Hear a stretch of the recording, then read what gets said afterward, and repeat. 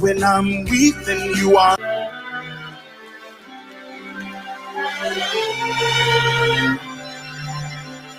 You are strong enough, you stand alone. You are strong enough, you stand alone.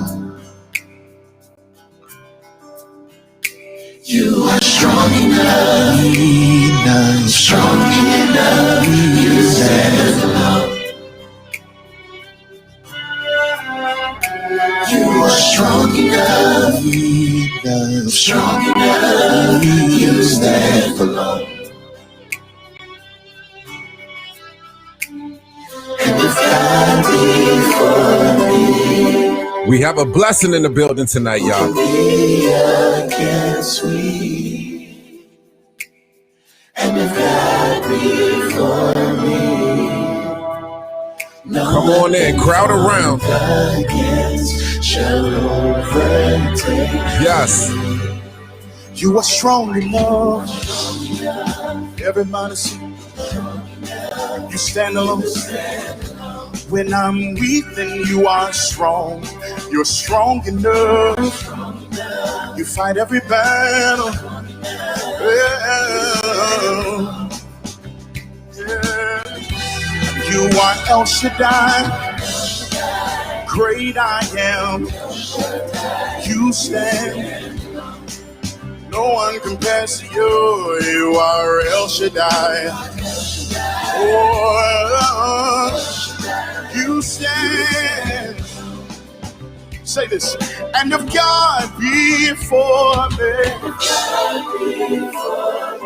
tell me who can stand against me. And if God be for me, that's right. No weapon formed. No weapon formed. No weapon formed. And you are higher. You're greater than them all. Say you are higher. Say greater than. Come on, can I hear y'all say that with me? Say you are higher. Nobody like you.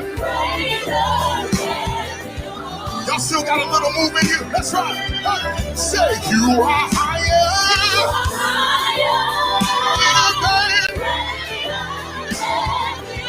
I need y'all to shout this with us. Let's go. Say you are higher.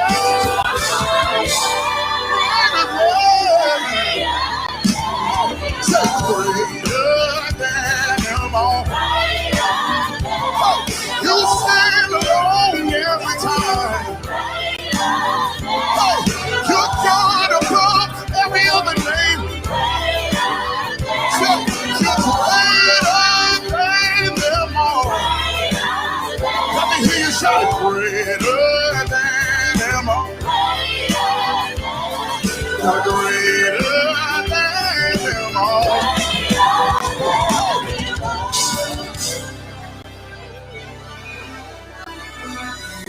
Yes. God be for me, who can be against? And if God for me, no weapon formed against shall overtake. No weapon formed against, you believe it, shall overtake. No weapon formed against shall overtake me. Yes, indeed. There we go. That's what I'm talking about right there. That great inspiration. You know, that's nice, man. That's so nice. I don't know if y'all got a chance to really see what's going on here. We got Gary Swindell Jr. in the building today. Inspirational singer, innovative, relevant, passionate, and God sent. He is here to talk about what he does, his career, and how things are going, taking off for him.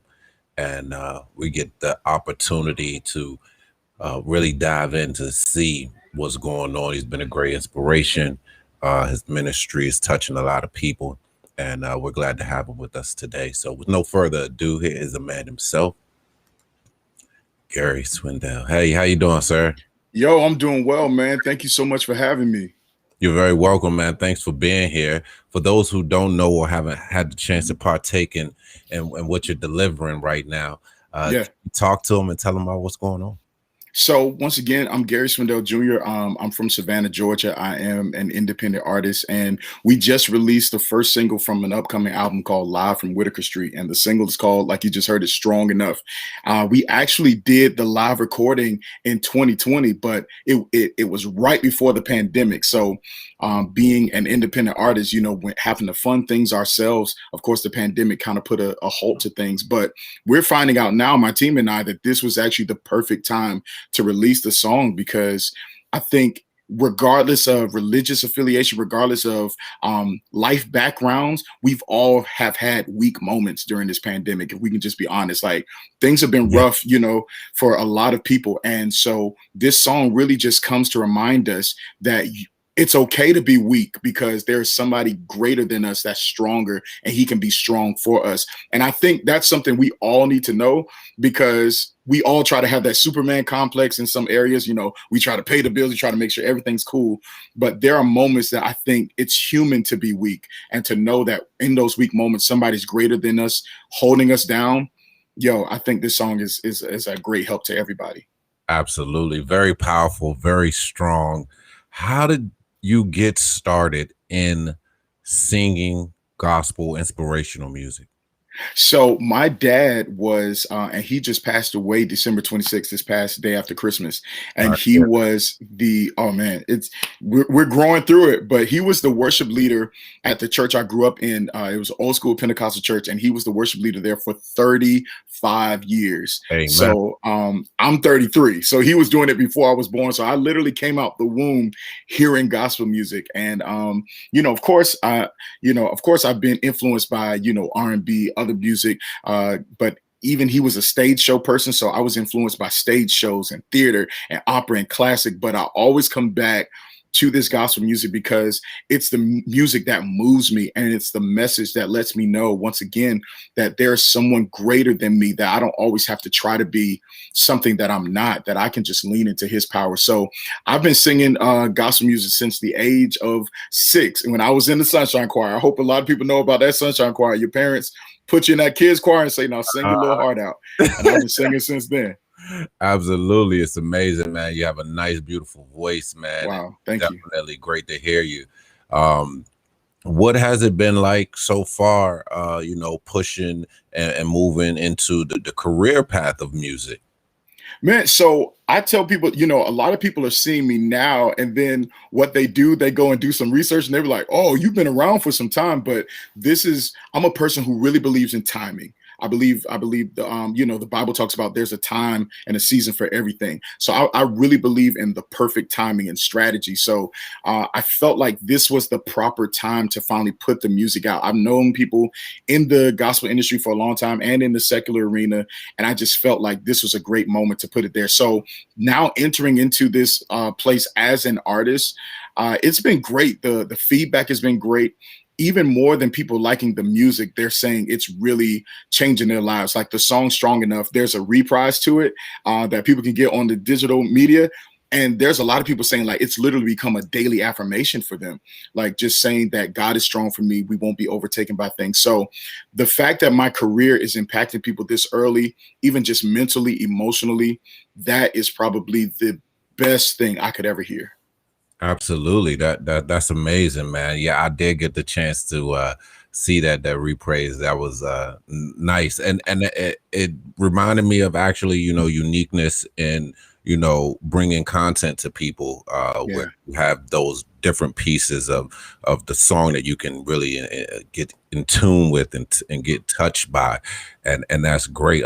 Along with that, you do also a consulting for church and music.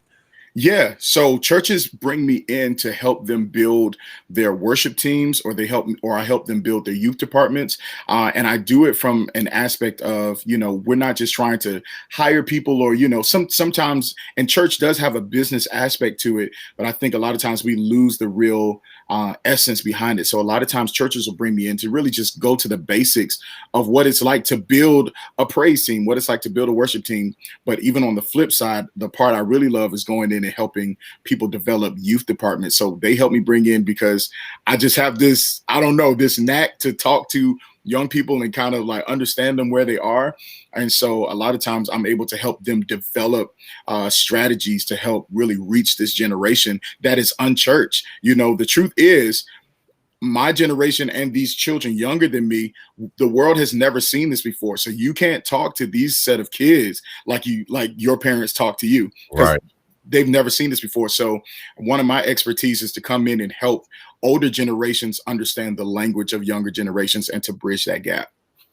That's amazing, man. The ministry is really working.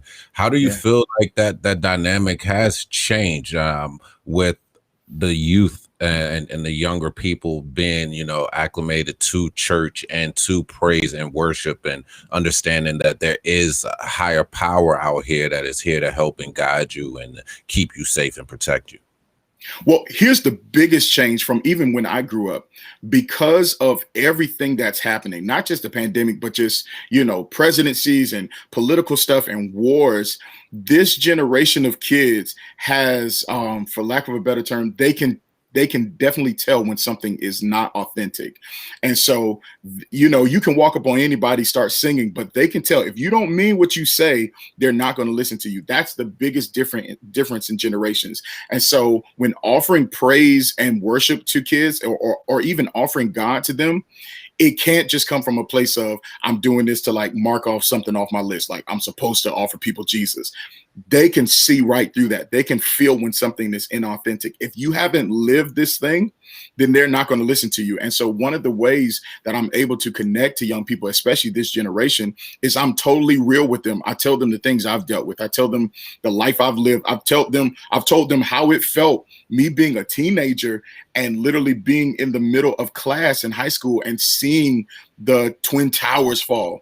And then, because they weren't alive, a lot of them weren't alive during them. But if I can tell them how I felt then as a teenager, then they can relate to that as being a teenager during this pandemic. And after I relate to them, I say, now this is how I got through it. And it was my relationship with God. So it's our authenticity that will definitely attract this generation of children.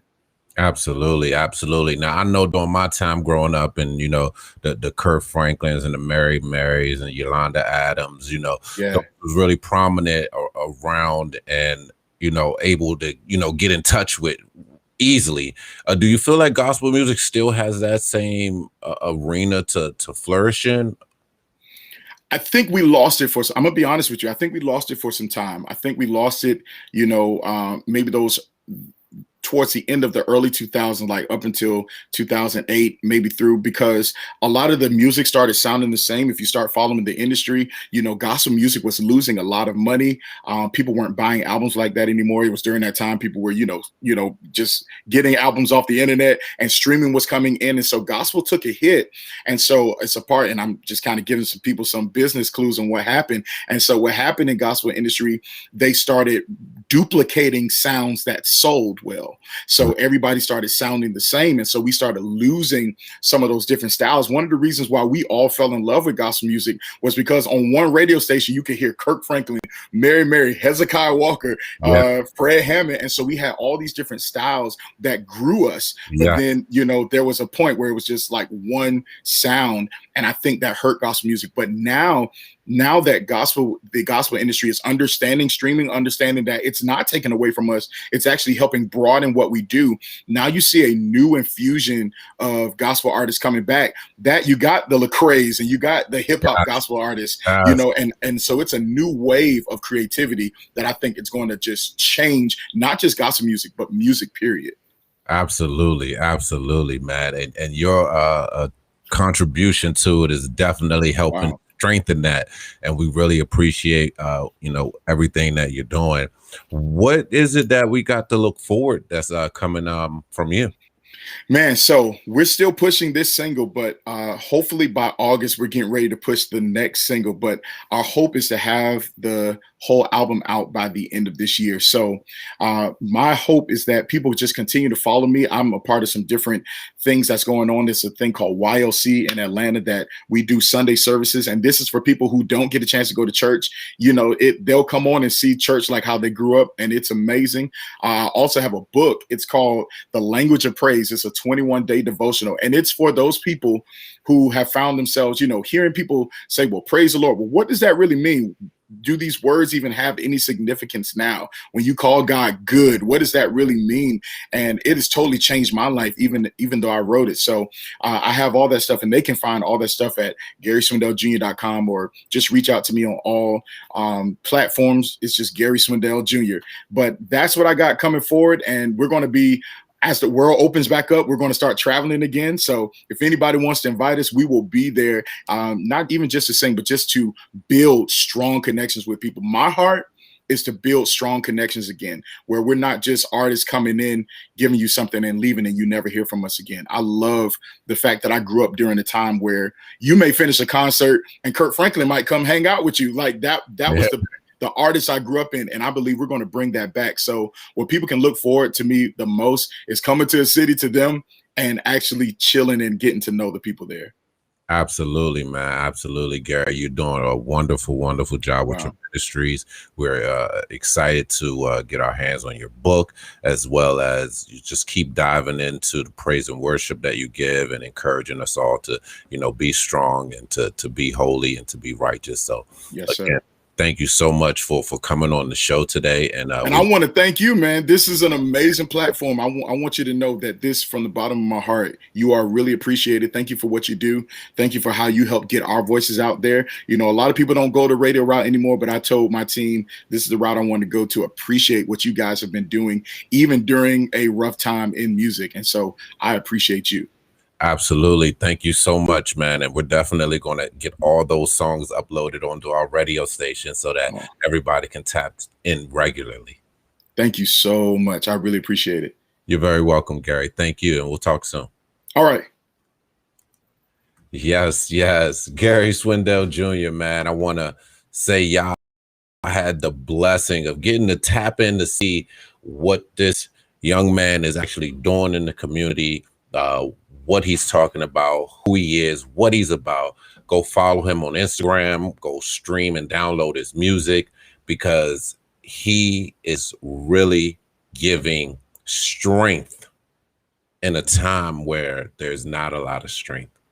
And I just hope that you see what he's given and that you tap in and support someone with a genuine heart like that. Thanks so much for tuning in. This is Bach, Everything DMV Radio.